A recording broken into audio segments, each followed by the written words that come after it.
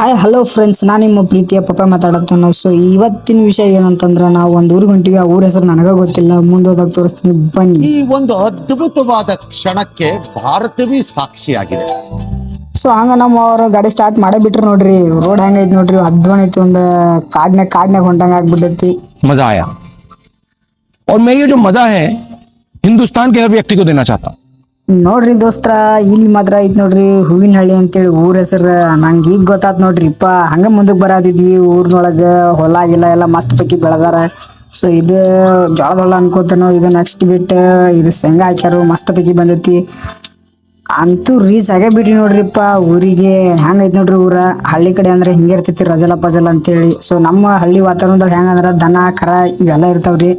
So ಹೆಂಗ ಅಮ್ಮ ಪಡ್ಕೊಂಡ್ ಹೊಂಟಾವ ನೋಡ್ರಿ ಹೆಂಗೈತಿ ಊರ. ಇಲ್ಲಿಗೆ ನಮ್ಮ ಬ್ಲಾಗ್ ಏನ್ ಮಾಡೋಣ. Thank you so much. ಇಷ್ಟ ಆದ್ರೆ ಒಂದು ಲೈಕ್ ಮಾಡಿ, ಕಾಮೆಂಟ್ ಮಾಡಿ.